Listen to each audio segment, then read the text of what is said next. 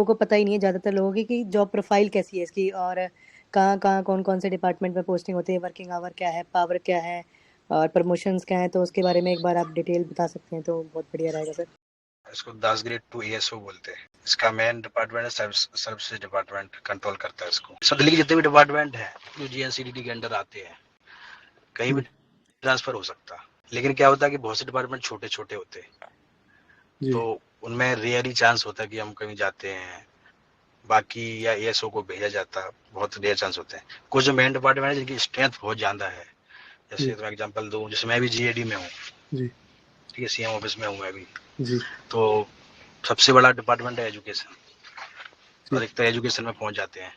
अब एजुकेशन में है तो एजुकेशन वो एएसओ ही बन के रहेगा, फाइल वर्क है, फाइल चलाना, फाइल पुटअप करना, यही काम करेगा एजुकेशन में। मेरा जीएडी है, उसमें भी सेम काम है, उसमें भी डेस्क का ही है काम, वो उधर भी एएसओ है। यदि फिर क्या होता है कि इसमें एक रूल है कि 3 साल, मतलब जो गवर्नमेंट ने कुछ डिपार्टमेंट बांटे हुए हैं उनको बोलते हैं ड्राई और वेट डिपार्टमेंट। तो गवर्नमेंट की नजर से ड्राई मतलब जहाँ पब्लिक डीलिंग नहीं होती, और वेट डिपार्टमेंट को बोलते हैं जहाँ पब्लिक डीलिंग है। तो ऐसा रूल है कि 3 साल ड्राई में रहेगा, 3 साल वेट में रहेगा।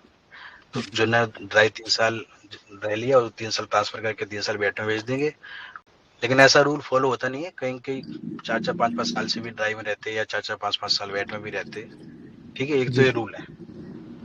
तो एक तो होगा एएसओ का, एएसओ हो गया। यदि department of trade and tax है, मतलब स्टेट जो जीएसटी है दिल्ली का, यदि तुम उधर तुम्हारा ट्रांसफर हो गया तो तुम उधर इंस्पेक्टर बन जाओगे। तो उधर इंस्पेक्टर बन जाओगे तो उधर तुम्हें फील्ड, उधर पूरा फील्ड का काम है। जो फर्म होती हैं, जैसे इंडस्ट्रियल एरिया है, उधर फर्म चेक करने जाना है, मतलब ये सब इंस्पेक्टर का ही काम है। मेन तुम ही हो, तुम्हारी रिपोर्ट पे सारा काम होता है, इंस्पेक्टर की रिपोर्ट पे ही सारा काम होगा ट्रेड एंड टैक्स में। साथ में एक्साइज है, यदि एक्साइज है तो वो भी फील्ड है। एक्साइज की उधर भी इंस्पेक्टर ही होता है, उसका नाम एज एन इंस्पेक्टर ही काम करता है उधर भी फील्ड का ही वर्क है, उधर भी तुम्हारी ही रिपोर्ट पे सब काम होगा। जितना भी काम होगा तुम ही करता धरता हो, इंस्पेक्टर हो, तुम ही हो, तुम्हें ही चेक करने जाओगे कि लाइसेंस मिलना चाहिए इसको, इसको भी रूल फॉलो करता है, स्कूल के पास तो नहीं है, ये दुकानें खुलनी है, मतलब ऐसे करके सारे रूल तुम ही चेक करोगे। तो उधर इंस्पेक्टर काम करता। फूड एंड सेफ्टी है, उधर भी इंस्पेक्टर काम करता। फूड एंड सिविल सप्लाईज है, जो राशन का काम, वो अनाज वनाज बांटते ना ये लोग, दुकानें खुली रहती हैं, तो उनका एक एरिया होता है, वो तुम्हें कंट्रोल करना पड़ता फूड एंड सिविल सप्लाईज में, यदि उधर ट्रांसफर हो गया।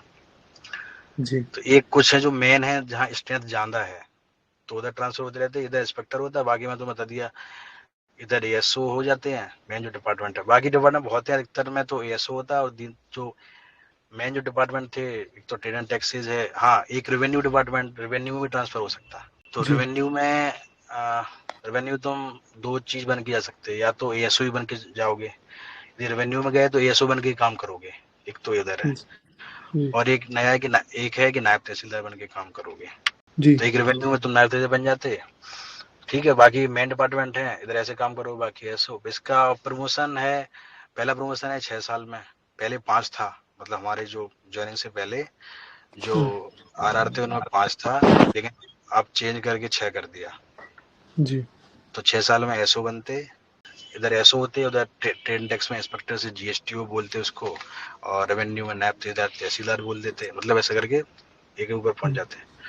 6 साल के बाद 4 साल और काम करोगे तो लेवल 10 में पहुंच जाओगे, या तो लेवल 7 से लेवल 8 में पहुंचोगे, फिर 4 साल में लेवल 10 में पहुंच जाओगे। मतलब प्रमोशन नहीं होगा, केवल फाइनेंशियल अपग्रेड होगा, लेवल 10 में पहुंच जाओगे। उसके बाद फिर प्रमोशन बहुत स्लो है,